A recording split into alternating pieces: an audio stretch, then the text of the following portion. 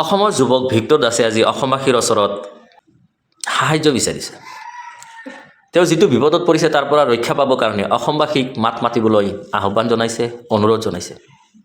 সেই সূত্ৰে মই আৰু ৰখি থাকিব নোৱাৰিলোঁ। মই নাজানো ভিক্টৰ দাসৰ ওপৰত কোনটো ধাৰা লাগিছে, কি হৈছে নহৈছে, জাষ্ট শুনিছোঁহে NIS অৰ্থাৎ ৰাষ্ট্ৰদ্ৰোহ তেনেকুৱা কিবা ধাৰা লাগিছে, কিন্তু তেনেকুৱা মই একো দেখা পোৱা নাই।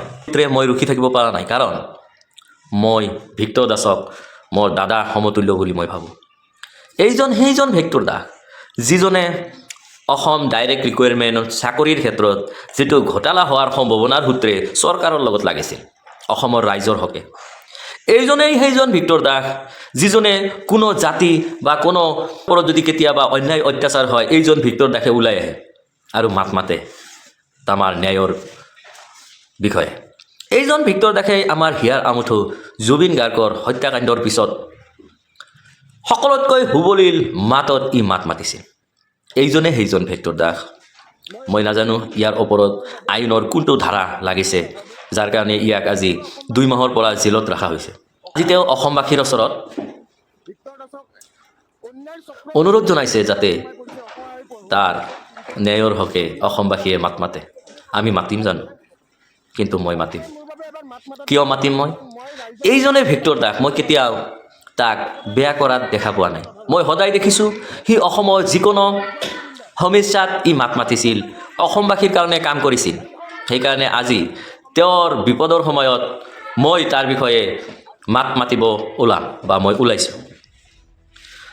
আমি দেখা পাইছোঁ জুবিন দাৰ হত্যা হোৱাৰ পিছত এই ভিক্টৰ দাসে খুব চিঞৰিছিল, খুব দুখ পাইছিল, কান্দিছিল আৰু বিভিন্ন ধৰণৰ কথা কৈছিল। কিয় হ'ল হত্যা, কেনেকৈ হৈছে, এইবিলাক প্ৰশ্ন সুধিছিল। তাৰপিছতে বোলে এই ভিক্টৰ দাসৰ ওপৰত NIS অৰ্থাৎ ৰাষ্ট্ৰদ্ৰোহৰ কিবা এটা মামলা হৈ গ'ল। মই নাজানো তেওঁ আচলতে কিবা ৰাষ্ট্ৰদ্ৰোহ কৰিছিল নে কৰা নাই। মোৰ বিশ্বাস নহয়। যিজন মানুহে তেওঁৰ ৰাজ্যৰ মানুহক ইমান ভাল পায়, কাৰোবাৰ অসুবিধাত নিজে মাত মাতে, জেললৈ পৰ্যন্ত যায়, সেইজন মানুহে কিবা ৰাষ্ট্ৰদ্ৰোহ কৰিব পাৰে জানো? মই যদি কৰা নাই, মই আমাৰ ন্যায় ব্যৱস্থাক এইটোৱে অনুৰোধ জনাম, যদি দাদা ভিক্টৰ দাসৰ নামত মিছা এটা মামলা অজুহাত দাঙি ধৰা হৈছে, সেইটো যাতে নিষ্ক্ৰিয় কৰি দিয়ে আৰু আমাৰ ভিক্টৰ দাসক যাতে আমাৰ মাজলৈ আকৌ এৰি দিয়ে, এইখিনিয়ে অনুৰোধ জনাম। আৰু অসম চৰকাৰকো মই অনুৰোধ জনাম, যদি আমাৰ ভিক্টৰ দাসে নিৰ্দোষী, তাক এৰি দিব লাগে। কি ৰাষ্ট্ৰদ্ৰোহ কৰিছে ভিক্টৰ দাসে, কি ৰাষ্ট্ৰদ্ৰোহ কৰিছে, সেইটো মানুহৰ সন্মুখলৈ উজাগাৰ কৰিব লাগে। কোনোবাই মাত মাতিলে সঁচা ক'লে যদি ৰাষ্ট্ৰদ্ৰোহ হয়, তেনেহ'লেতো আৰু উপায় নাই। মই ভাষা হেৰুৱাই পেলাইছোঁ, কি ক'ম কি নক'ম, কিন্তু অন্তৰত খুবেই দুখ লাগিছে। যিজন মানুহে সদায় মানুহৰ কাৰণে মাত মাতিছিল, সি আজি মানুহৰ পৰা সাহায্য বিচাৰিছে। এইখিনিতেই মানে মোৰ মনটো একেবাৰে ভাঙি গৈছে।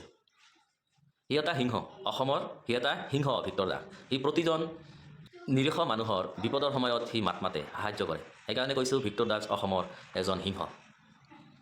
জয় আই অসম।